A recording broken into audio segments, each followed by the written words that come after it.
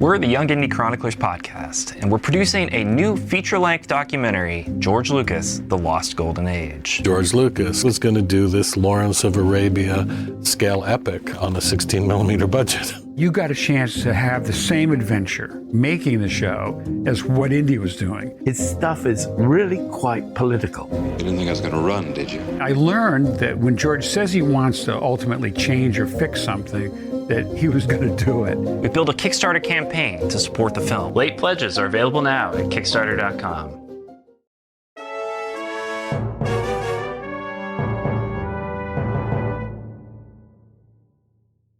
Hello there. Welcome to Force Ghost Conversations. This podcast is your home for cozy deep dives into all things Star Wars and Lucasfilm adjacent properties. This is your host, Anthony King, and each week I will be joined by fans, creators, and believers in the principles from the galaxy far, far away to discuss the thematical elements from our favorite Lucasfilm properties. And without further ado, it is time to gather around the campfire for some Force Ghost Conversations.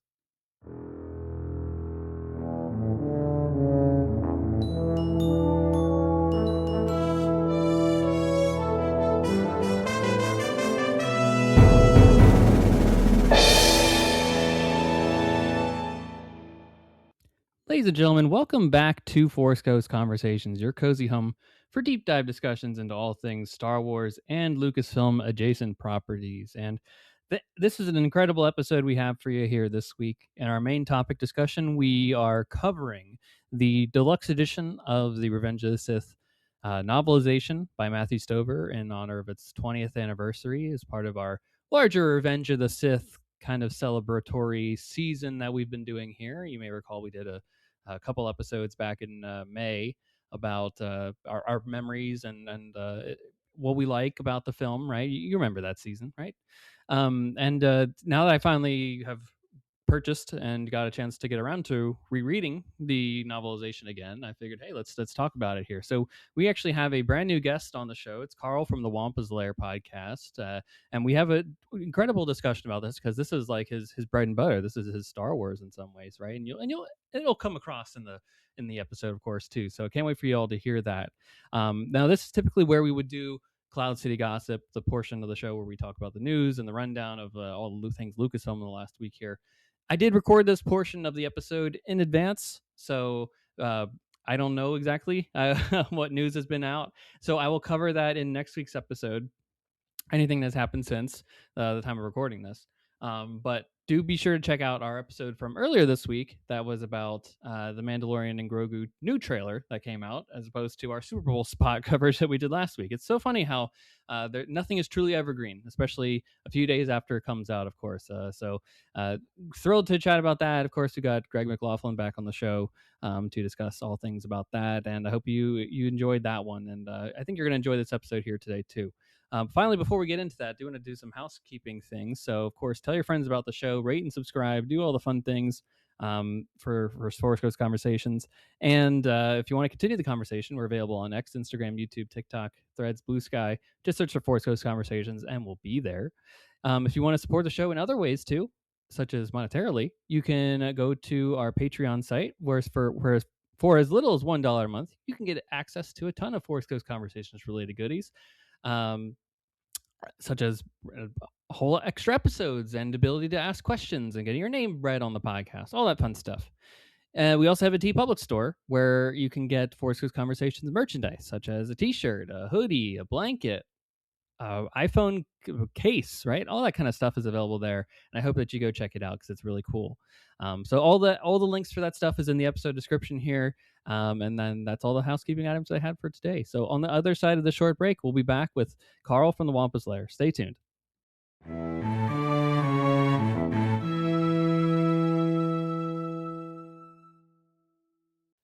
Ladies and gentlemen, welcome back to another installment of Force Ghost Conversations. 2025 marked the 20th anniversary of the incredible film Star Wars Episode 3, Revenge of the Sith, but it also marked the 20th anniversary of arguably the greatest novelization to ever exist? ? That's what we're going to hear to discuss about today, which it coincided with that whole anniversary. Lucasfilm did release a 20th anniversary deluxe edition of the Star Wars Revenge of the Sith Novelization by Matthew Stover. And like I said, we're here to talk about it. We have a brand new guest on Forest Ghost Conversations to chat about this here. We have Karl from the Wampa's Lair, who comes highly recommended and is a big fan of this novelization. So Karl, welcome to Forest Ghost Conversations, and how are you doing? Hey, Anthony, thanks so much for having me. I appreciate it. And there is nothing I like talking about more than Matthew Stover's gem of a novel for Revenge of the Sith. I find on a regular basis in the Wampas a reason to talk about this book in any given topic. So to be able to focus for the next hour or so just on this book, what a delight. So thanks so much for having me. Oh, it's absolutely our pleasure. And this book is a hidden gem. It's not really a hidden gem. I feel like the people in the Star Wars space have been talking about it since it came out 20 years ago now. But I feel like with the recent deluxe edition, it's really brought it back into the zeitgeist, the lexicon, the conversation of Star Wars, at least in the podcaster space and those online chatting about it. But I think the anniversary of the movie coming back into theaters again and just celebration too really brought it back in. But this is one that keeps on giving, and it's a real gift, and it's a thrill to have you on here to chat about it. And I want to, first off, before we get into this nitty gritty of the novel itself, I do want to get your thoughts on just the idea of novelizations in general at this point in time. And first off, are they kind of a lost art? Are they an outdated thing? What do you think about that? Yeah, that's a great question. And to clarify, are you talking specifically like movie novelization? Yeah, let's just keep in that space. Yeah. Sure. Yeah. I think there's been an evolution in what movie novelizations can be. If you go back to the original Star Wars trilogy and read Alan Dean Foster's A New Hope, which of course he wrote for George Lucas. George Lucas with the of course, yeah. Those books were good because they like gave you a little bit extra. And then like I was really into some like goofy 90s action movies that would get these like tie-in novelizations. And it was basically like, hey, did you watch the movie? Here it is, just written down. Right. It was kind of a shot for shot. There was nothing extra to it. But every single one of the prequel trilogy novels, from Terry Brooks's Phantom Menace to R.A. Salvatore's Attack of the Clones to then this god tier of Matthew Stover's Revenge of the Sith, I think every one of these novels is phenomenal because they do the thing that novels can do, which is take you into the head and hearts of characters in a way that visual media can't. Yeah. And I would say that even the sequel trilogy, barring maybe A Force Awakens, I'm not a fan of Alan Dean Foster. That poor Alan Dean Foster. Yeah. Sorry, man, but like Splinter of the Mind's Eye, A New Hope, those are all some of the worst Star Wars books I've ever read. I just don't think he's a good author. I'm sorry, folks. But barring that, I mean, I think Jason Fry's Last Jedi and Ray Karsten's Rise of Skywalker novels are fantastic because, again, they do what all three of the prequel trilogy novel authors do, which is give you that element that a novel can give you that a movie can't, right? And it's that kind of internal monologue. It's that internal thought process and feeling that you can convey in just a more profound way in the written word than you can in a visual medium. So I think novelizations done right really can enhance your experience of a story, which I know we're going to talk about this specifically with Revenge of the Sith. But yeah, I mean, I think even the novel for Solo is a great addition to that movie that gives you some really great insights into Chewbacca's head that you don't get on the screen. Yes. So I think Star Wars novelizations since the prequel era have really found a great way of just kind of taking you a little bit deeper into the character motivation of these stories. And and Matthew Stover was famous for saying that like he wanted this to be an accompaniment piece, right? Not what these movie novelizations of the 90s did, which was just rehash. You saw. I mean, it was like a really bad book report when you were in elementary school. Well, this happened, then this, and it's like, well, how about some insight? And I think that Star Wars novelizations since the prequel era have really done that in a profound way. Yeah, I agreed. Yes, and everything you just said there. It's a treat to get into the mindset of these characters. It's a gift to be in this world a little longer, right? I think the novelization concept grew out of this era of, hey, the movies in theaters, we don't really have a home video format yet at this point, and it's when it does come out, it's going to be a little expensive, so it's going to take about 10 or so years for it to really be functional for everybody to have. So the only ways that people can really remember and engage with the story again is through a novelization. It's through action figures. It's through the music, so getting a vinyl or a cassette tape or something like that, right? And that's how you keep the story alive and keep the interest going until the next one, or build a fandom, right? That's how all this is done, and that was a key part of that. And I do like how, especially as you noted with the prequel trilogy and Terry Brooks's amazing Phantom Menace novelization too, is that they were like, all right, well, let's take that notch a little further here. Let's dive into this. Let's maybe rework some dialogue here, right? Make it a little different, a little palatable, right? Add it, and I would say to that point too that I really enjoy, particularly about this one. But you mentioned so eloquently as well too about the sequel trilogy, where they've kind of revitalized a lot of this too. Here is that they include like deleted scenes and stuff that wasn't originally or in the final cut of the film, that in a weird sense makes it canon still. Like it's that weird like layer of like, all right, what is canon, what isn't canon. But if Lucasfilm put the stamp on it, you kind of have to, at least to some degree, say like, all right, there's plausible deniability that this did happen here, Yeah. which I think is a great thing, especially for like the Last Jedi novels. Jason Fry really channeled his inner Matthew Stover, in my opinion, in creating that one, because that's like a cream of the top novelization as well too on that front. So like all that is yes, and I think for Star Wars, like it's played a massive role for like how people have continued to keep their fandoms going. There's fans specifically of this book, of the one that we're talking about here today.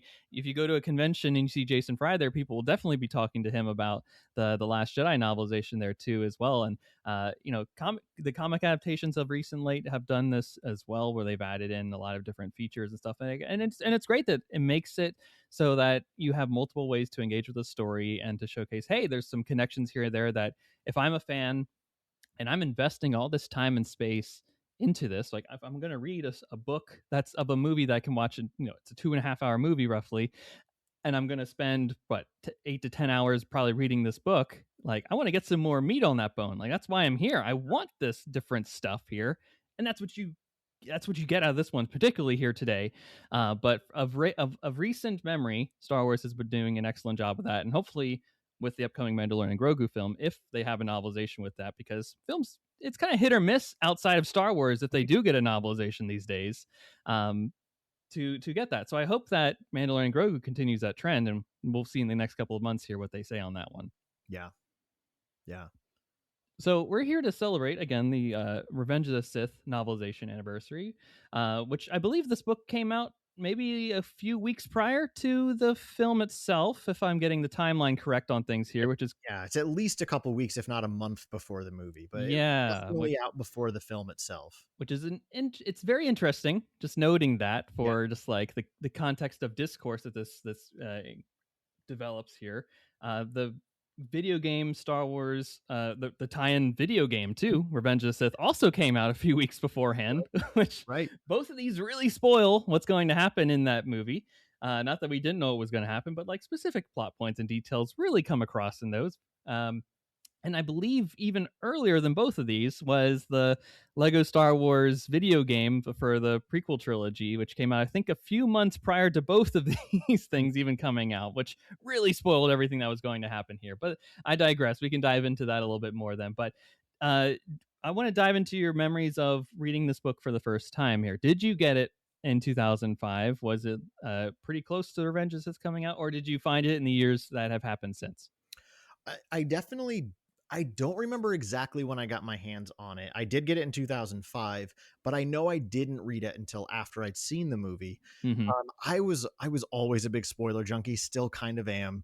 Yeah. So I knew everything that was going to happen in this movie anyway, because I had read like a leaked script about me too before the movie came out, and remember being a little disappointed with the Yoda and Sidious duel, because the leaked script made it sound so epic, and it's cool, but like it's tough to do CGI fights well, in my opinion. Yes.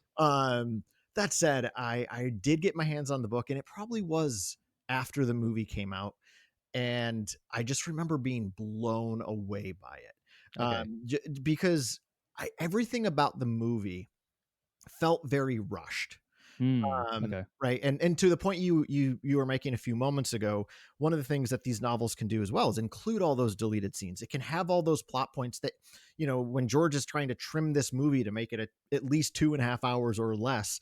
I mean, now we live in the era of superhero films that can't seem to get under 3 hours. But like, I say this as a huge lover of the Batman, which is insanely long, but I love it. George is trimming so much stuff off. Mhm. And right, I would say one of the biggest indictments of what I would say George should never have trimmed was the whole rebellion plot with Padme and Okay. Mothma and Bale. But you get all of that in the novel, right? Yeah, It's for sure. all there. And I think what it just like blew me away with the book, that in a way that the movie certainly didn't, was Anakin's fall just felt like somebody hit a light switch, right? Like Mhm. one minute he's a defender of the peace and justice, and then the next minute he's killing younglings. It's like, Right. how did that happen? But Stover so beautifully and eloquently takes you through that human journey of Anakin Mm. and really makes you understand, not necessarily sympathize. I think I'm always wary of More people. about empathy than sympathy. Yeah. Sympathy for somebody who commits genocide is not really kind of an okay thing in my book. Feasible. But he makes you understand the human reason for it. Mhm. And Matthew Stover. So we were really fortunate to have Mr. Stover on our podcast Oh, lovely. a few years ago. And I mean, I just obviously rifled questions at him. I was gonna say, how did he ever leave that conversation? Oh, it was insanely awesome. But he has such profound respect for George Lucas. Mhm. And he was very adamant in saying to us, like, listen, everything is on screen there. George gives you all the reasoning. And I would agree, right? Like, I think it's there, it's all about Padme. That's very explicitly clear in the film. Yeah. But it feels so surface level. But in the book, you really just you percolate with that sense of Anakin humanity and all the characters' humanities, not just Anakin. And I remember, so I was 19 years old when I read this book, and I was in my first ever like adult, air quotes again, relationship with like, a college girlfriend. Yeah. And that fear of losing her, like I was a very insecure kid. So I was always so afraid that she would just find the next better person. And like when I read Anakin's story, I was like, oh yeah, I feel like Anakin, that I'm always afraid I'm going to lose what I love, but I'm not going to be like Anakin, right? Yeah. Like I'm not going to make those choices. but like little 19-year-old Karl just felt a profound connection to that human story of being afraid of losing someone you really love. And that just like, it just started this journey where like I would read this book on a very regular basis for the next 20 years. So, Yeah. but what about like, how about for you? Like, how did you discover it? Yeah. So, I think so. Full disclosure, I was 10 when this movie comes out. So I think being in the aware of novelizations wasn't really a thing in my kind of sector of life at that point. I'd maybe seen a cover or two of a novelization of a movie that I liked at like the grocery store, the trade paperback kind of area that they used to have, that was basically just romance books with all the interesting covers on it that maybe have been replaced by AI generation at this point. But every now and then you'd stumble across like a Star Wars book or a Star Trek book that'd be in that path there. I do remember in 2006, that was when there was you might recall the Scholastic book fairs that used to go around and whatnot, and a big deal. Unfortunately, I don't think they're as popular as they once were. But back then it was still a big thing for all of us. And I do remember one particular one, that was when they released a like a trilogy set of the like Labyrinth of Evil, Revenge of the Sith novelization, and Lords of the I'm forgetting exactly the last book. James Luceno did the bookends of all that, but it was like Dark Lords of the Sith or something like Darth that. Vader, Rise of the Dark Lord, I believe. Something like that, exactly. Yeah, the full Vader 101 class of awesomeness. It was great, right? So it was just sandwiched in between like all of that. And this is my favorite Star Wars film. I love this era of Lucasfilm. So like this was like everything to me. I loved it. And then I just like with a lot of people, right? Star Wars is over. You put it down and you maybe bring it up in conversation here or there. You talk about it with friends, but it was kind of out of the zeitgeist. It wasn't a thing that we were told to move on with our lives, kind of, and a lot of us did. So I think I put it down and then really didn't think about it until kind of Star Wars resurfaces to 2015 with Force Awakens. I'm like, hey, that was a good book, but I didn't pick it up again for quite a while, and then. Jason Fry comes out with the Last Jedi novelization. I was like, I don't remember a novelization being this talked about since the Revenge of the Sith one. So again, it's percolating here or there, and there's been dedicated social media accounts over the years that have like just posted quotes and tweeted quotes and Instagram pictures of various scenes from the movie with the corresponding lines from the book in it. And I'm like, wow, it's jogging my memory here. I guess it's really something here. And then, of course, I think maybe it was this past year. I can't remember if it was Celebration or a little bit before exactly that they announced that this incredible book is coming out with like all the behind the scenes details and the footnotes and just the cover artwork and the just everything about it. And they made it a celebratory release. So like that's where I had to come back to this thing and go, all right, this deserves its time and space in discussion, and that's why we're here today to talk about it. So that's my ultimate origin with it. Loved it at the time, forgot about it for a little bit, and then thankfully came back to it a couple weeks ago and revisited it and had a true blast. And then we're here today to talk about it here. So I do want to dive into your thoughts there about why you maybe come back to it so often, right? I've been told by our mutual friend Greg Cass that you revisit it several times a year. So why, and what brings it back? What makes you coming back to it all the time? Yeah, so it's not several times a year anymore. It's more like maybe once a year. But and I don't say that because I'm embarrassed. I just want to own that it's not quite that deep of a love anymore. Got it. There was there's other things to read. There are, yeah. I mean, but why bother when you got something this delicious? That's true. That's true. It is seductive. I think the reason I've come back to it so much is there's a quality to it that is, it's just so artistic in its presentation. And I say this with a respect towards other Star Wars novelizations of the films. You've mentioned several times Jason Fry's Last Jedi, and it's great. Ray Carson's also is great for Rise of Skywalker. Yeah, it really is. You can do so much with Leia. Unfortunately, like you don't have to worry about Carrie in the novel.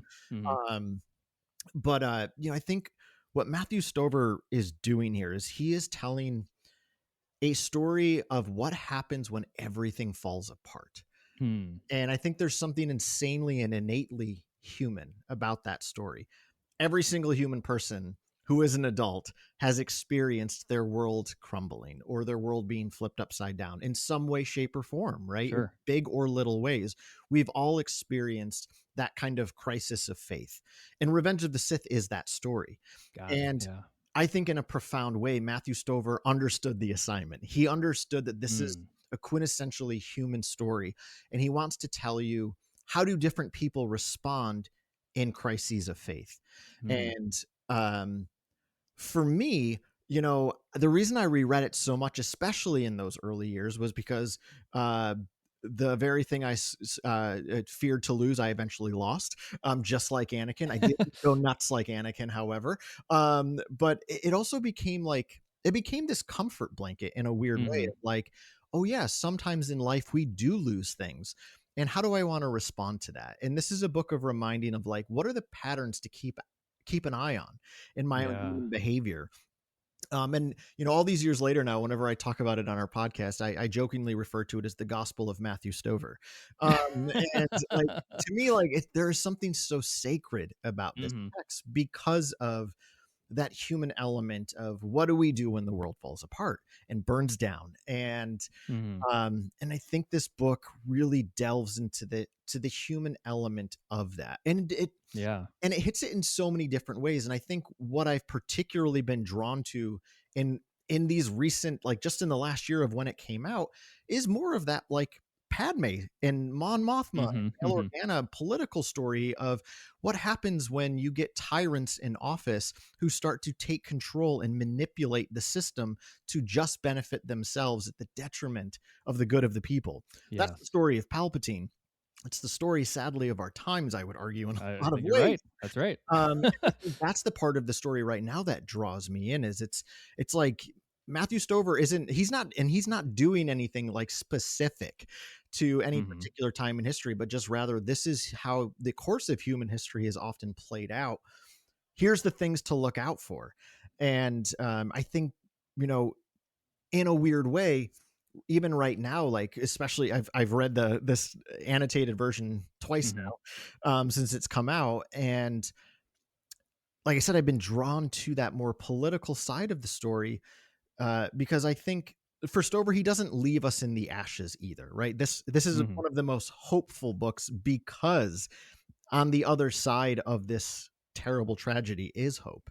Mhm. Um, so yeah, I think I'm drawn back to it primarily for that human element. And like any great work of art, and the same reason that I watch The Empire Strikes Back freaking 10 to 12 times a year of my life still at this point, it's because these stories, there's always just something new to Mhm. derive from it. So I think every time I go back and like, so just a quick side, like for a profession, I'm a college chaplain. So like I do like Oh, nice. faith work for a profession. Yeah. I have a master's degree primarily focused on Christian scripture texts. Mhm. And I think I jokingly call it the Gospel of Matthew Stover as a joke, and also I'm kind of being serious. Like I would say there's a bit of truth in that. there is, and because just like a sacred text, it conveys truths about the human experience. Mhm. And I think in the same way that like a Christian or a Jewish person or a Muslim returns to their sacred texts Yeah. all the time, it's because there's always something new to glean from it that Sure. we can take from it, primarily not because the text profoundly changes, but we do.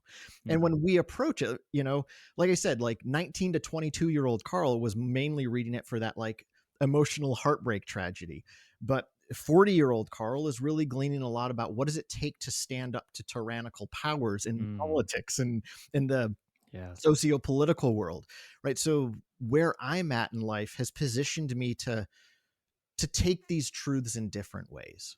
Yeah, I mean, that's brilliant. I'm glad that it's continuing to give more, like the fruits of this novel are blossoming in other ways that you couldn't have imagined 20 years ago, and hopefully it's a more, in the next 20 years you're able to look at it with a different lens Yeah, yeah.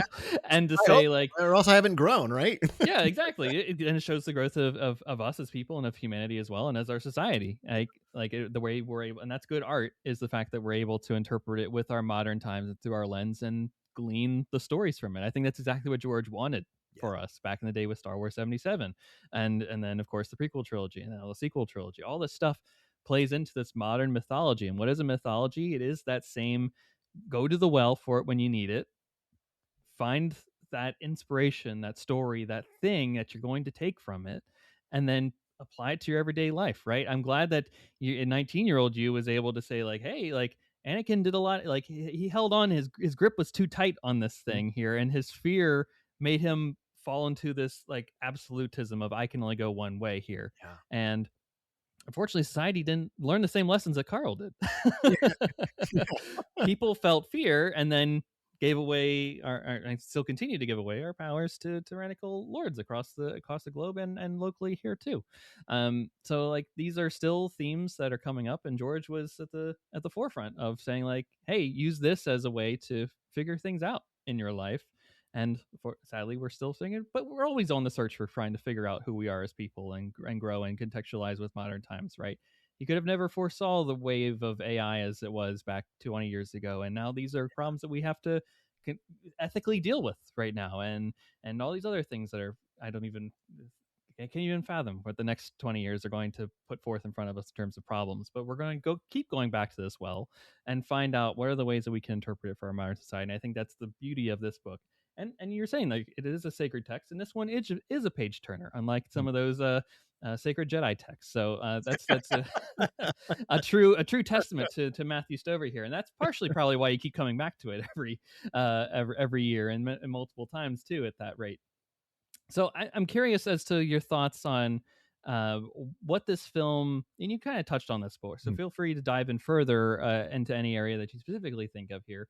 But what does this novelization do that the film does not, in your opinion? Yeah. I mean, like you said, it kind of insinuated this earlier, but it takes us into their heads and hearts, and right, and Mhm. like this, some of the most famous parts of this book is, this is how it feels to be Obi-Wan Kenobi. This is how it feels to be Anakin Skywalker for now. Yeah. Right. I'd say it's literally written on the Yeah, right. On the like, oh on the gosh, novel this itself. edition is beautiful. Um, but yeah, I think it's just that ability to really just take you into these human characters. Mhm. And Mhm. like Star Wars is a mythology. It's modern myth, and I think in a lot of ways, and I think especially with the prequels, because it's such a grand story in the way that the originals weren't. And this is not saying one is better or worse. It's just it's recognizing that they're different kinds of stories with different stakes. um but I think in a lot of ways these characters can feel a little wooden, and yes, to be Yeah. fair, on screen that's partly the fault of George's script Hey, writing and the actors. faster, more intense. That's right. Exactly, yeah. But this novel, like, it makes you feel what Mhm. they feel. It makes you understand what they're understanding, what they're struggling through, like I said, internally. And that's just something you can't quite capture in the same way Yeah. in a visual medium. I mean, I would say the closest the movie itself gets to capturing the feel of the novel is the scene of Anakin in the council chamber once he's told Mace that Palpatine is a Sith Lord. And it's Mhm. just that beautiful quiet scene where John Williams gives you all the emotion with The that. ruminations, yeah. Yeah, Padme's ruminations is such a beautiful track. And I would say that's the closest scene in the movie to kind of give you just visually and sound wise what Mhm. is going on inside of Anakin. Um, but the book can do that in a way that the movie just can't. Yeah. And also, like we were saying earlier, it can include all those deleted scenes. It can include those parts of the story Mhm. George felt he had to cut for the sake of timeliness. I mean, if we had the Karl special edition of Revenge of the Sith, everything on Kashyyyk is getting cut, because the more important part of the story is the formation of the rebellion than watching CGI droids fight CGI Wookiees. You're not Uh, concerned about the droid attack on the Wookiees? I'm not. I'm sorry, Kia D. Mundi, but like, I'm not going to worry about it. And neither did Matthew Stover. So, That's right. That's right. um, but no, I'm being a bit facetious here, but like, I think, I just think its ability to really delve into that emotional lens is the power of this book. And it can give you that full story in a way that, I understand why George was limited. I think Mhm. Revenge of the Sith on screen really just becomes this is a plight I would say of also is true of episode 9. Kylo Ren, Finn, and Poe, they all become kind of secondary to Rey. And I love Rey. She's my favorite Mhm. part of the Mhm. sequels. And I love that she is the shining star of episode 9. But all these other characters kind of get short shrift. I would say Yeah. Revenge of the Sith, it really does just become the Anakin story, and Obi-Wan and Padme, they kind of become second shrift to that. And Sure. I understand, but I think you get a far fuller feast in this novel that you just unfortunately couldn't get on the big screen. No, you're 100% right in saying that too, right? I mean, that's the benefit of what this novel is able to do, right? You're able to get chapters from their specific points of view, right?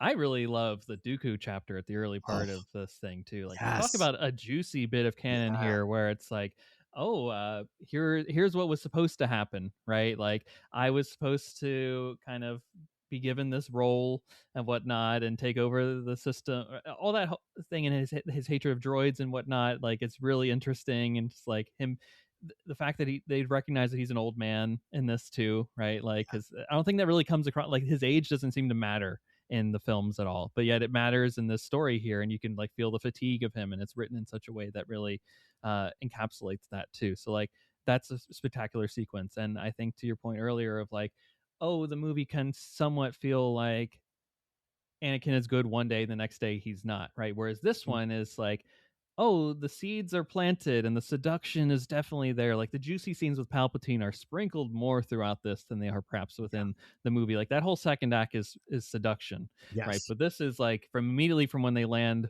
back, or even with Palpatine on in like the rescue sequence, right? That seduction is immediately starting right then and there, and you get that all the way through. So you're like, and you feel that like that urgency of Anakin being like, all right, I have to act now, If it's not now, it's never. I lose Padme, right? That is definitely a pinpoint moment in the story that is obviously on screen too, but it's the way it hits in this novel is just it adds so much more level to the depth of this that when you watch it again in the movie, you're like, oh, okay, great. I have a bit more context and backstory that was probably going on here because of that.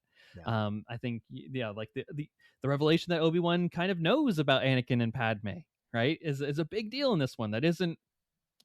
I would say it's not really addressed on the screen, right? Yeah. It's not really implied at all, but it's outright in this. It's like, hey, I've kind of just turned an eye on you two, right? Because I know it made Anakin happy, and I wanted to make him happy, and all that stuff. Whereas like Obi-Wan could seem kind of cold and distant. Now it may be because Matthew Stover is an Obi-Wan fan, and he admittedly says so in the story. Yeah. So maybe he's trying to like make Obi-Wan a little bit more of a sympathetic hero here, because I know there's a lot of people who are like Obi-Wan should have done a lot more, and it's like, okay, you get that kind of in the head thing of like, all right, I'm letting this go. I'm letting them have their fun and do their thing here. It's not hurting anybody, until it eventually hurts everybody, right?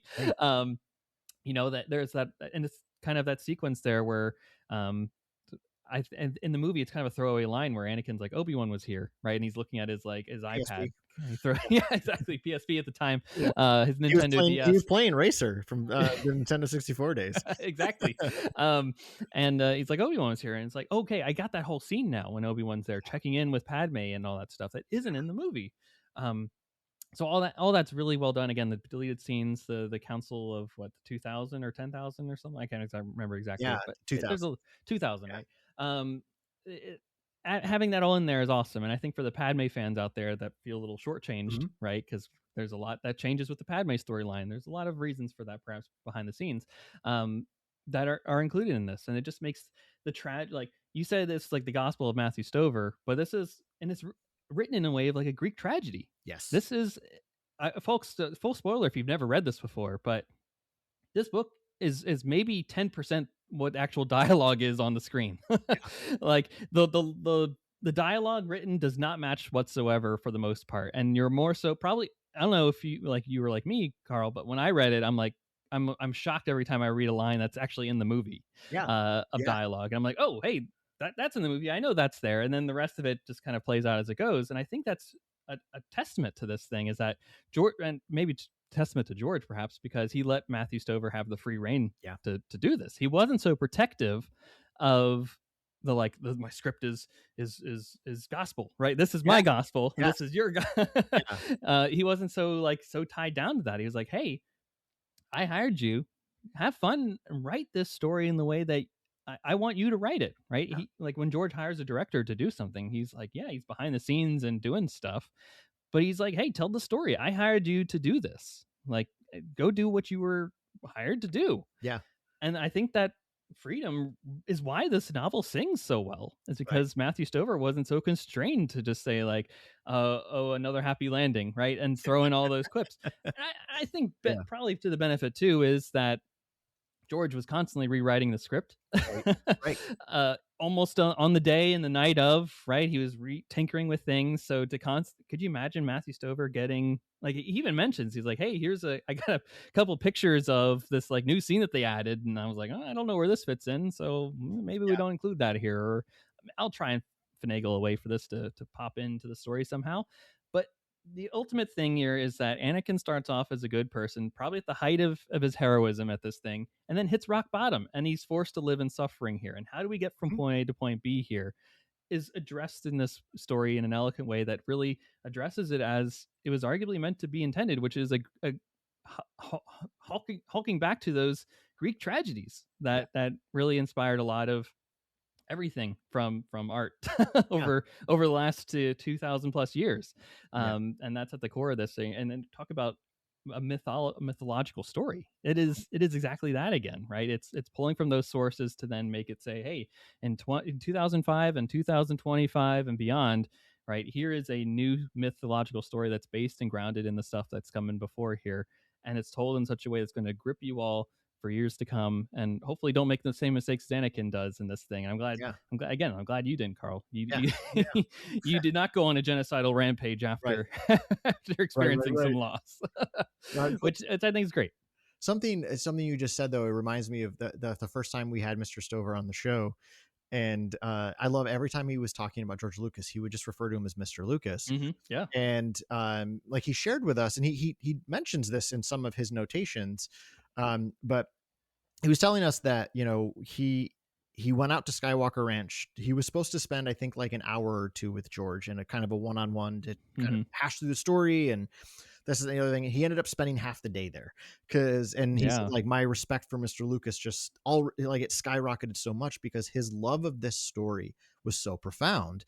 And to your point that you said, like, he told Matthew Stover, like, listen, I want you to take the freedom in writing this story in your own words and in your own language.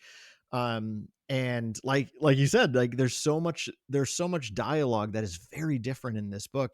And Mr. Stover shared with us, like, this was what he wanted to do too. He's like, I wanted to give you not just a rehash of what you saw on the screen. I wanted you to have this companion piece. And it makes me think of like my one of my favorite companion pieces, I guess, if you will, to the original trilogy is the NPR radio dramas from back in the late 80s. You got that right. They're so darn good. And they give you such a different experience of the original trilogy. And to me, like, it enhances the experience. And that's the thing with this novel enhances my experience and enjoyment of that movie. And I think, like, I love that there's almost like a little lesson that I think pockets of fandom don't seem to have learned, which is, hey, maybe let go the reins a little bit of what you think the story's supposed to be. Yes. And allow some creatives to have the freedom to create, right? Like, there are a lot of folks in the fan community and content creators in the fan community that seem to forget that simple lesson, right? George Lucas hired this man to tell what was, at least at that time, the most important quintessential element of the Star Wars story, right? For George in 2005, this was it. The story was done. The tragedy of Darth Vader and Anakin Skywalker was the completion of this epic tale he wanted to tell. And he entrusted it to this man and said to him, I want you to have the freedom to be creative with it. Yeah. And I love that lesson there. You know, I think the one thing that I have yet to mention this explicitly in your questions, and I can't believe I have foolishly not mentioned it till now, but lay it on me. I'm sure you'll agree, one of the coolest elements of the book is the whole myth of the Dead Star Dragon, right? Yes. This internal aspect to Anakin that's eating him alive from the inside out. And that's just his fear. And Mr. Stover puts this at the back of the book, like it's titled like the Dead Star Dragon or something, because he'd been asked this for years. And we talked a lot about this when he was on our show for the first time. Like, I hate doing this because it's like a little bit of a humble brag, but I have to do it. Everything he wrote in the annotated book, I was like, he said this on our show like 5 years ago, and I felt so cool. Like, we don't need this deluxe edition. We have it already, guys. I loved it.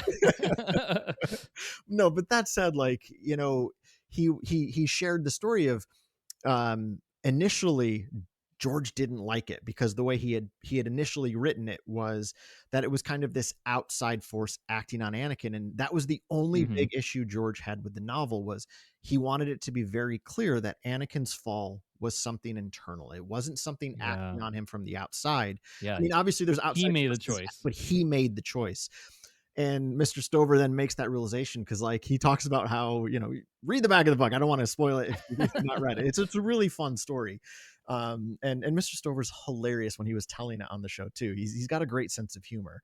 But ultimately it clicked for him. He's like, oh yeah, it's not about something outside. It's just simply his fear. And this is what happens when we hold on to fear. And again, that is such a human lesson that, again, so many people just don't seem to be learning right now, is, you know, when people are extolling you to just steep in your fear of something, someone, some other group, and just act out of that fear, that's what turns us into monsters. And literally. Yeah. And like, we all have that element of the Dead Star Dragon in us because we all live with fear. Yes. So what do you do with the fear?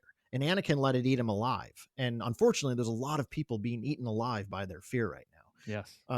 So I love that he, again, like, gave us this awesome little mythology in a mythology. And I'm going to just give a real quick shout out to Mike Chen's Brotherhood, because I think it is very clear, like, he loves the Revenge of the Sith novel. And we were fortunate to have him as well on our show to talk about Brotherhood a few years back. and he of course talked about that, but he puts little memories of in Anakin's part of the story about Shmi telling him the myth of the Dead Star Dragon. Oh, So like yes, it's really yes. cool to watch like Mike Chen weave that into his Brotherhood novel, which is like this beautiful homage to obviously what Matthew Stover gave us. Well, and he made it canon, technically. Yes, exactly. Right? So Like, I now don't know it is canon. whether or not Lucasfilm considers this particular novelization at this point to be canon. See, neither here nor there at this point, if you ask me. But at least in terms of like a Disney released story through Del Rey, whatever Lucasfilm Publishing, it's in there, Right. which I think is awesome. And I love that they're able to do those kind of like things, like, hey, what can I get past the the team at Lucasfilm Yeah. to ultimately go into publishing and whatnot. E.K. Johnson's done several things about that too, and that's the whole other thing. But yeah, it's just funny what each person puts their little carve out. This is something I wanted in there. Yeah. And I'm glad that Mike Chen gave homage to that too. But he also like brought in some like other things from, I believe, like the Tartakovsky Clone Wars series yeah. too in that as well, and whatnot. So like definitely giving some credence to our longtime fans, especially of that prequel era. Yeah. And it's a novel that's definitely ingrained in that time frame too. Right. Well, and I think the only thing that's technically now Legends in the Revenge of the Sith novel here is I do think that Dirge is mentioned. Yes, that's right. Yeah. So Matthew Stover was obviously aware of the Tartakovsky micro series. Yeah. Well, he does make a lot of like other Legends references too, Yes. like expanded EU. Like he was like, hey, I'm gonna throw this in there because I don't think George particularly cares if I do or not at this point. Yeah. And he makes all those wonderful notes in the annotations within this thing to be like, hey, threw another one in there, just in case. Yeah. And But do you know like how? I'm trying to remember if he mentions it in the annotated version, but did you know how Mr. Stover got picked to write Revenge of the Sith? I don't think he does say specifically. So go ahead and lay it on us. So like his first ever Star Wars novel was Traitor, which was part of the New Jedi Order series. And it's a great introspective story about Jason Solo in captivity to the Yuuzhan Vong. That's where Lucasfilm was like, this guy can write. And they gave him the first Clone Wars, now Legends novel, Shatterpoint, which is a Mace Windu story. And the way he writes about the dark of the jungle, that's when the heads of Lucasfilm Publishing said, we should have this guy write Revenge of the Sith. Yeah. So that was kind of the chain of events, but particularly if you've never read Shatterpoint, which is his Clone Wars novel, it's insanely good, but that is the reason he was personally picked to write Revenge of the Sith, which I just think is really cool. Well, he makes a lot of fun references to Shatterpoint too in the novelization itself too. So like, hey, there's that great through line there. Hey, if you like this story, go check my other one out, and vice versa. Right. Some great synergy there. Yeah. Stoververse. The Stoververse, exactly, within Star Wars. It's beautifully done. So like we were saying, fans have been graced with this new deluxe edition in 2025. And it's beautiful. I can see your copy behind you there. I'm holding mine in my hands right now. What are your favorite parts of this new version? So a couple of things. Number one is weirdly just I love the tassel bookmark. Yes. Yes. Again, doing what I do. It's a gospel. Exactly what I do professionally. Like all our fancy like books that we use like in our chapel at the university I work at, they all have the tassels to mark the page. Yes. Turn to chapter 9, verse the story of Padme, chapter 9. Exactly. A letter from Horan Kull's Master Windu. No, but I just do love like it gives it a timelessness to the book. I love just the artwork of it. I mean, it's a work of art. Of course, the annotations themselves, you get a sense of Mr. Stover's wit in them. You get a sense of how deeply he understands storytelling in general and Star Wars storytelling in particular. And I think the other lasting thing is, like I said, I've read this book a ton over the years. Yes. Yeah. But this was the first time I read it where I've always enjoyed Obi-Wan Kenobi. Mr. Stover made me love Obi-Wan Kenobi because of this book in a way that I never had before. Again, I'm not saying I disliked Obi-Wan Kenobi, but I never realized how much he loved Obi-Wan Kenobi. I mean, he talked a little bit about it when he was on our show, but the way he talks about Obi-Wan in some of his annotations, and points out like how he is just kind of the premier Jedi. This is what it looks like to be a balanced Jedi. I think like that just that was something that I really sunk my teeth into in this particular annotated version. Yeah. But yeah, I think it in just a very general way, like having these notes give you a sense of how he even developed this story. I'm just randomly right now doing a Timothy Zonathon is what I'm calling it. I'm reading through Timothy Zahn's Star Wars novels, and I've read almost all of them over the years. But actually, one of our listeners was reading the original Thrawn trilogy for their first time, and I was like, Nice. it's been a minute. So I'm currently in the midst of those books. But I ended up picking up the annotated version of Heir to the Empire that was published years back. Lovely. Yeah. And For its 20th anniversary, I think, too. Yep, exactly. It was for its 20th. And when it came out, I didn't really pay much attention to it because it was never a favorite book of mine. And I was like, yeah, whatever, I don't care. And then a Legends too, right? And a Legends. But I think I'm going to devote time to reading, Brotherhood by right, yeah, instead. exactly. But after reading, this Revenge of the Sith one, I was like, oh, it would be cool to, and like, I really had a good time being accompanied by Mr. Zahn through his premiere book. But yeah, I mean, I think it gives you a sense of what Mr. Stover wanted to develop and what he wants you to pay attention to. There's just a sense of timelessness now to the book. And for the first month that I had the physical copy, and I'm very fortunate. So he was at New York Comic Con this summer. Yep. And I wasn't able to get down there, but I live in Boston. So I have a bunch of friends who live in New York City. So one of my buddies was there and got me a signed copy. And oh, wonderful. I felt very cool that Mr. Stover remembered me. So he like wrote a personalized message in the front to me. Okay. Sorry. Last humble brag. I don't normally do this. I feel like such a jerk, but when Mr. Stover was on our show the first time, like I was grinning ear to ear the entire time. Cause like, as you should, he is my favorite creative force in Star Wars other than George Lucas and John Williams. And having him on was such a treat. So like I ended up, and I asked Greg, our mutual friend, cause Greg is a book fiend. His wife works in publishing. And I said to Greg, I was like, do you think it would be inappropriate if I asked him to mail him my copy of Revenge of the Sith to sign it?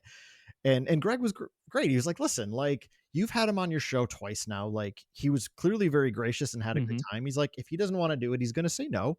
Yeah. What's the worst he says? No. Right. So I sent him this note and just said like, hey, like it would mean the world to like have your signature in my copy that I've read a million times over the years. And he was super gracious, and I mailed it to him. He wrote like a really lovely message in it and mailed it back to me. It is, to this day, like it is my most prized Star Wars possession. Oh, amazing. And it's just so cool. And I tried so hard to get him back on the show for the 20th. I saw all these other shows getting him on. I'm like, why isn't he responding to me? I was so heartbroken. I felt like Anakin all over again. I had to reread the book. But no, it was, you're like, don't go on a tirade. Exactly. But I mean, it's just so cool to have it like that. So like that first month I had the book, I have like I'm very fortunate that I have like an entire Star Wars room in my apartment. Like, I feel very privileged that I'm able to have a space like this. But I have like a central like shelf in the room, and I kind of I had it laid open with the tassel bookmark on like certain pages, and I would for that month I would like before bed I would just go read like a couple of pages, read his annotated notes, and be like, all right, I'm reading from the Gospel of Matthew. Close the book. I've done my daily devotional. I can go to bed now. Oh man, yeah. What about you? What stood out to you when you were getting into the nitty gritty of that?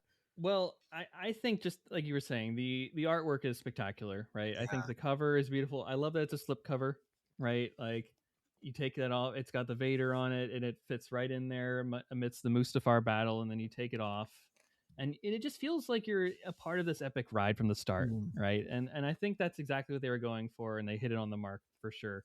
And then when you open it up on the inside, right, all these both. First off, that one on the front cover and the back cover, right? That's the journey of this story here, right? You go from a guy that a loving family on this beautiful apartment in Coruscant that are on the precipice of starting this new family together, and through you read the book, right? You read this journey here through them, right? You get this middle part, And then you get to the end and he's turning into this mechanized monster, this Frankenstein veiled image of what he once was before, right? And the fact that they're able to do it through narrative art and also through actual physical art is just adds to the epicness, right? This is an epic poem. Add that to the list of ways to describe this thing too, right? It is all of that in one.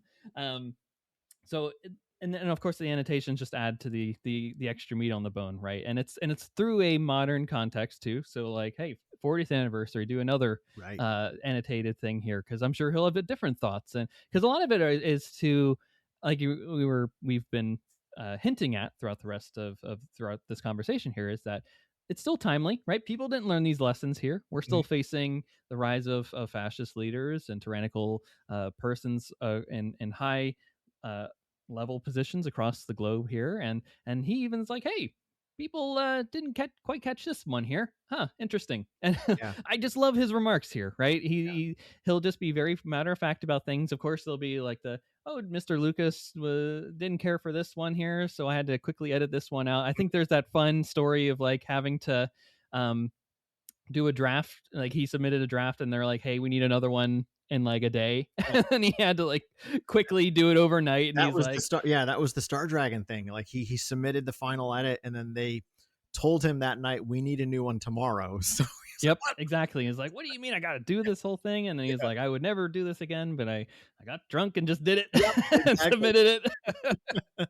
So to have that kind of like level of honesty. Now, of course, having 20 years later, right, helps to put into pen and words that type of story there. I bet maybe a year out, he probably wouldn't have done something like that. So I think the ability of time to look back fondly or maybe not fondly upon those moments was special to have recorded for posterity, right? Because this is now a historical document. It's not necessarily just a deluxe edition celebrating 20 years of this pinnacle story, but now it is like, hey, here's a primary source of like how this came to be, what George is thinking at that time, how Revenge of the Sith came together, what are the ancillary things going around Lucasfilm at that time. So this is a glimpse into 2005 from a 2025 lens, which I think as time goes on will be a wonderful resource to come back to time and time again. So I think that is going to be some of my those are my favorite aspects of this thing overall. It's beautiful from start to finish. That's it there too, right? So a last question for you here, Karl. What do you think will be the enduring legacy of the Revenge of the Sith novelization? I think it sets a precedent, right? It set a bar for what a Star Wars novel can be. And not even just a novelization, as you're alluding to here. Exactly. And I would say again, every one of the prequel books is great, and I think each one gets a little better. And that's no shade thrown to start with Terry Brooks. I think he wrote a really good Phantom Menace story. R.A. Salvatore was out here at a bookstore in Boston a couple of years ago to give a talk. So I went out to that, and he mostly talked about his own works, but I asked him a lot of questions about can't avoid Star Wars about if you're in the realm. And Vector Prime, and but he includes all those deleted scenes with Padme. Again, Padme becomes a fully fleshed out character, not just a prop piece for Anakin. And I think what Mr. Stover then did was he said, all right, I want to tell this emotional, tragic story, but I want to do it like, as you keep saying, Anthony, right? Like as kind of this Greek tragedy. Yeah. And I think it set this precedent of what Star Wars written media can be. It can be such a profound art form. And I think we've seen lots of authors who are clearly inspired by that. I mean, Mike Chen is one of them, Adam Christopher, Charles Soule. There are elements of the High Republic novels where I feel like, ooh, this feels a little Stover. Where Matthew Stover understood the assignment of this is a book, and what can a book do that a film can't do? Again, all those things we've been talking about for the last 50 minutes, Yeah. And I think it's a good reminder of if you want to write a good book, period, but a good Star Wars book as well, it needs to be a good internal conflict story. Because and I don't like to be a person who throws shade at things, but I'm going to give this just as an example, but like a Legends book series I've never really enjoyed is the X-Wing book series. Okay. Mainly Yeah. because I just find reading long space battle combat very boring. Combat's tough. It's tough to write, read. Yeah. and you know, but I know that there's a lot of fans like that's their bread and butter. Star Wars, it's like it solidified their love of it as a kid or whatever. Like my co-host Jason, like he loves that series. Yeah. But I just often, you know, I tried rereading it actually with Greg and a couple of our other friends for a book group about like 7 or 8 years ago. And many of us were just like, yeah, like these like 10 to 15 page dogfights. Your mind just starts Kinda boring. wandering. Yeah, like you just kind of get bored. And to me, like, so I want to give this as an example. Like I recently did a reread of the Game of Thrones books. What George Martin does very well is conflict always starts with either it's internal, or then it's just character drama conflict. It's not necessarily all about swords and fighting. You know, that works well in a visual medium for sure. But on the written page, I think it's hard to capture that. And I think even in this book, Mr. Stover does a pretty good job. Like you were talking about that Dooku stuff at the beginning. It comprises the first almost third of the book. Yep. And that also comes from the fact that Mr. Stover is a trained martial artist. So he's also speaking from informed experience. But you know, what makes even the lightsaber combat exciting in this book is really what's going on in the characters' heads. Like what you're in Dooku's head during it, and he's like, oh my gosh, they've been playing me this whole time. He's actually a master of this form of combat, right? Like it's good conflict in a novel is very different than conflict on a film.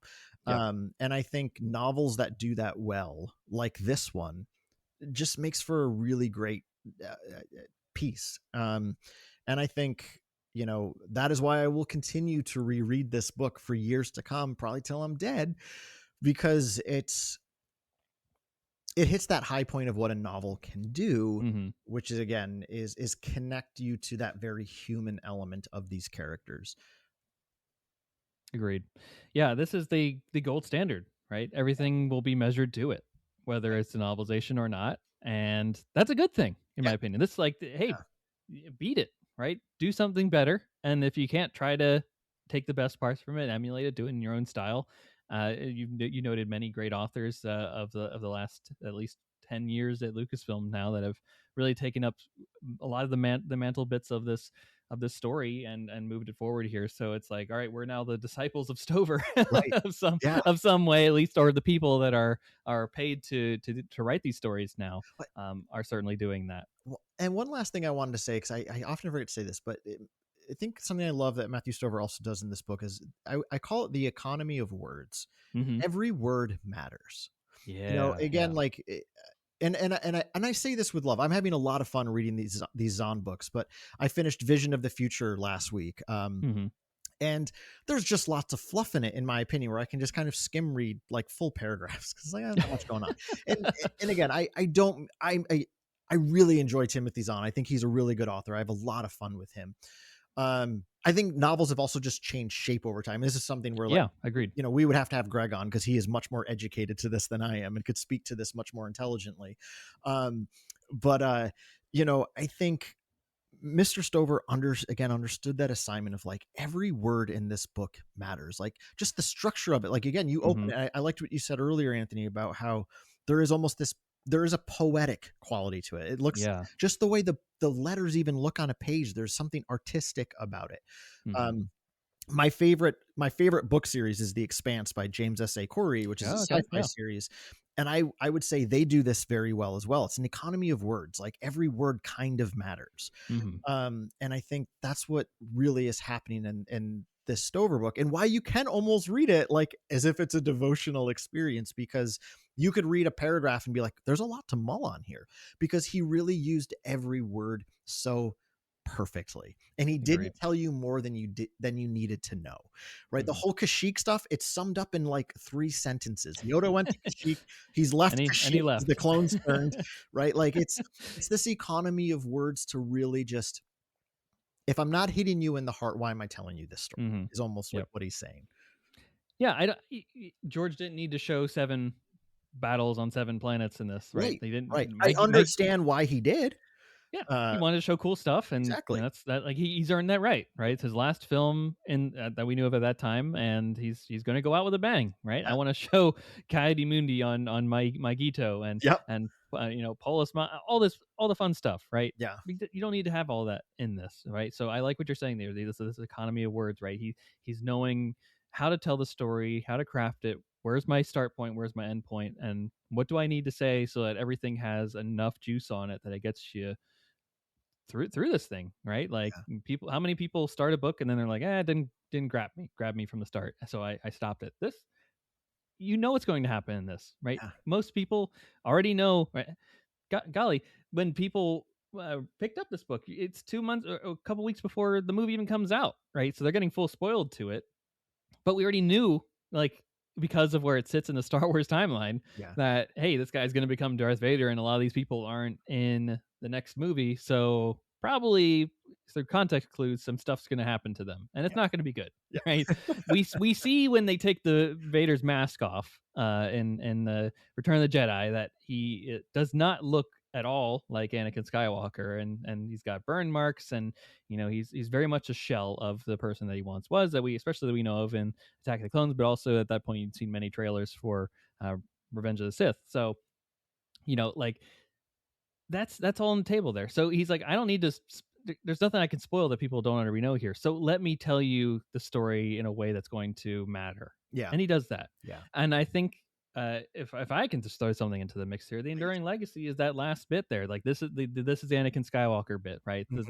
The declaration of what suffering is, right? What it means to suffer, to have that finality of fear leading to hate, or fear leading to anger, and anger to hate, and then suffering, right? All that stuff is so eloquently stated by him, right? Like, and I like that there's two ways to look at the Vader mythology, right? And he definitely makes a pinpoint, like, this is what he believes statement with that there, right? Like, Anakin and Vader are one person, right? Anakin made those choices, and now he has to live in the suffering of being Darth Vader for the rest of his existence until he's redeemed by his son Luke later on.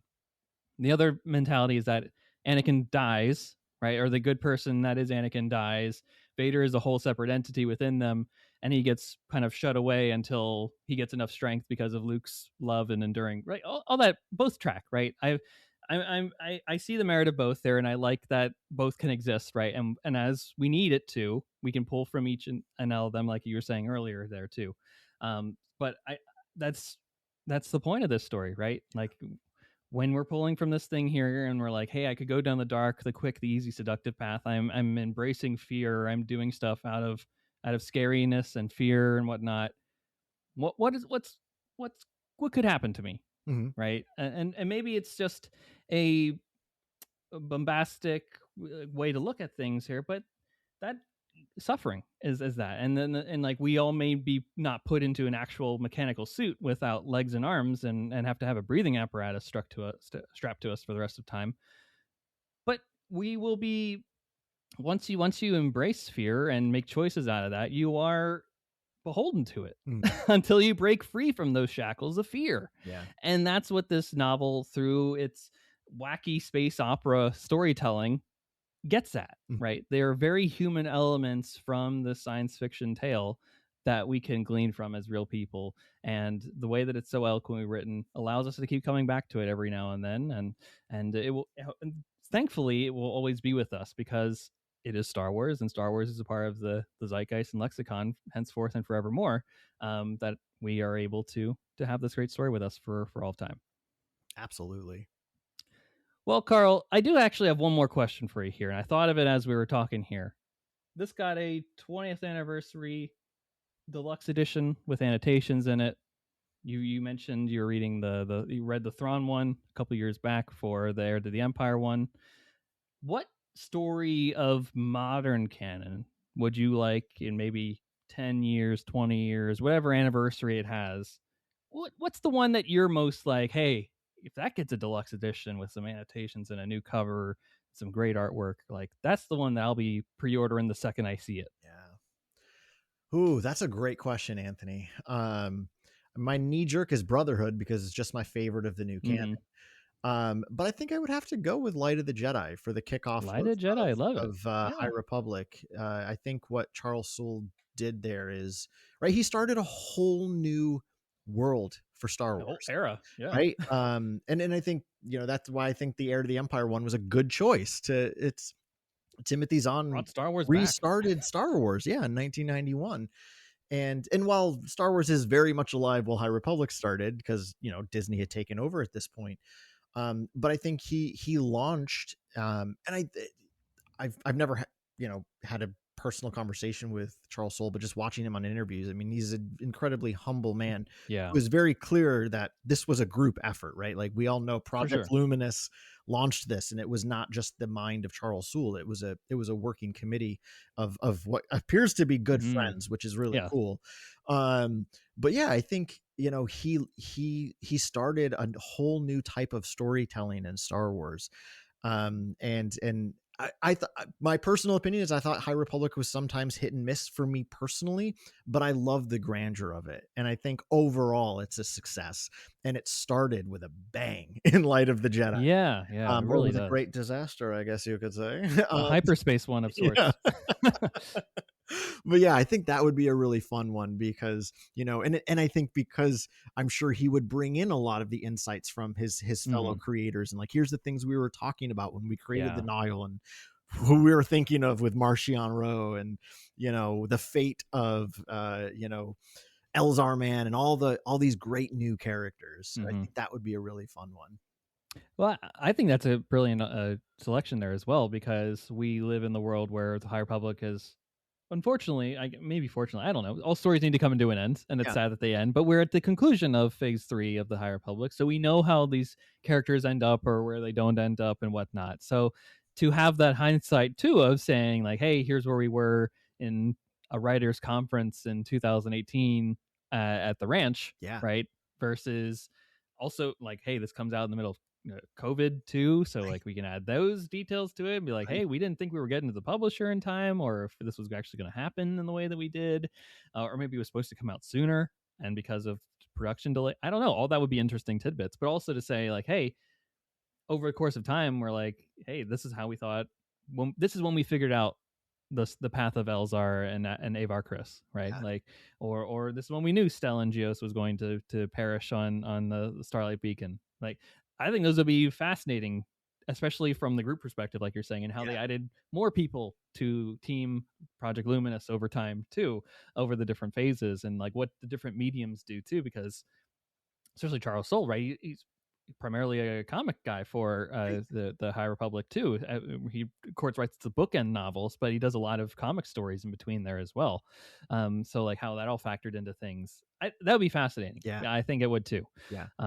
So been amazing work here, Karl. Where can the folks find you and the Wampa's Lair if they want to continue the conversation further? Yeah, we're on all the podcast feed catchers that you can think of. So just search Wampa's Lair, you'll find us.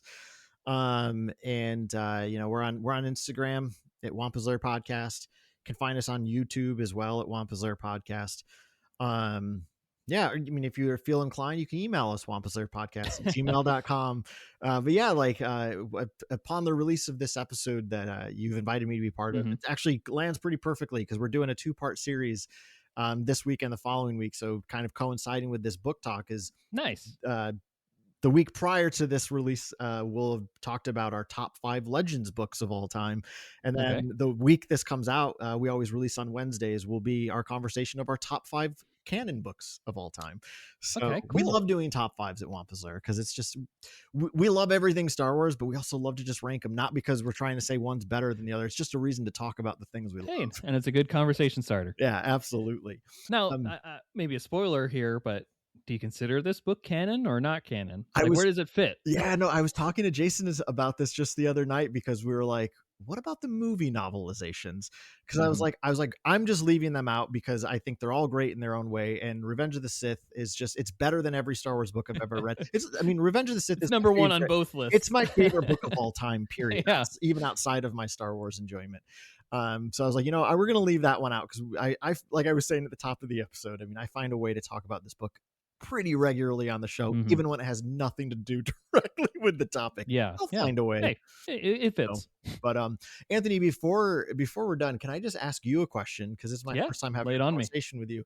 I just want to know what your favorite Star Wars movie is. I always love asking fellow Star Wars fans their favorite movie. Yes, of course. So it actually will be Revenge of the Sith. This is my Oh, favorite cool. movie. So this is a Awesome. perfect one to be on, right? I think it was the right time and place for me as a fan, right? I was 10, so I was the target audience for this along the way. Like, you won't get an ounce of prequel hate from me ever. And I think that that's served me to the better of life, right? I've been able to take these lessons. I've understood what George was trying to say from the start on these types of things. Yeah, because of that, I feel like I'm a better person throughout all of life. So Revenge of the Sith is definitely my favorite of all time. Dude, that's awesome. I love it. Did you see it at midnight when you were 10? So not midnight. We did not have a midnight screening in Elizabethtown, Pennsylvania. We did have a 7:00 on that Friday, and you can rest assured I was definitely there. Yeah. And then my uncle, of course, gets married in Pittsburgh the following day, so that's a 4-hour drive.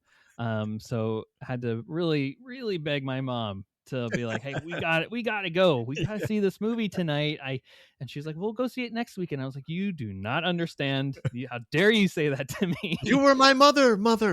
I was like, "Mom, come on. You know I can't be at the lunch table on Monday and not have seen this movie. You just, I cannot be the outcast." Even though by this point I had already played the video game. I played the Lego video game. I had I read a script in 2004, a fully leaked script similar to you did. So like I knew everything theoretically. Like I think a part of me was also like, I need to see this movie to see if the script was right. Because like when it's beforehand, you're like, I don't know if some guy just posted this online and whatnot, and just whatever it exists. But it's so funny that we both had the same experience, because when we were doing our Revenge of the Sith coverage here on the podcast for the anniversary, I was telling people about this, and like, can you imagine in 2025, 2024, 6, right? Like a leaked script being online, like a full script from start to finish. Who would lose their job? How many people would be sued? What type of sport? Like, How they sued you just for reading it? Like, we live in a world where like people complain that trailers are too spoilery, like the actual marketing, and they're like, "Oh, I know too much about this movie now," and like I knew almost every plot point and word and thing that was going into this movie, and it didn't derail my enjoyment whatsoever of it. Like, how what a different 20 years has done to society to make that happen. But yes, ultimately that does line up there. So yes, I did see it. Did get to see it, and my uncle did get married the next day, and then saw it 2 more times in the theater after that. Nice. Awesome. Well, Karl, this has been a spectacular conversation here. It's a real thrill to both meet with you and chat about this amazing novelization. Folks, follow the Wampa's Lair. Go check them out. Go support. Send Karl an email of what you think about Revenge of the Sith and the novelization. That'll be fantastic if you do. Tell me why I'm wrong about Alan Dean Foster. That's okay. I'm here for it. Like that's right. Disagree with me. I'm not gonna fight people on it. For Alan's army out there. Yes. All the people out there that are you just wake up and your daily devotional is Alan Dean Foster's Splinter of the Mind's Eye or the Force Awakens novelization. If that's your bread and butter, your daily bread, then go for it. I want to know why you love it. That's like, give me your appreciation. That's right. I love to hear from people who have different perspectives. Make the case, folks. And folks, thank you very much for listening to this episode of Force Ghost Conversations. We'll be back in your podcast feeds next week with a brand new episode. And until then, may the Force be with you. Take care.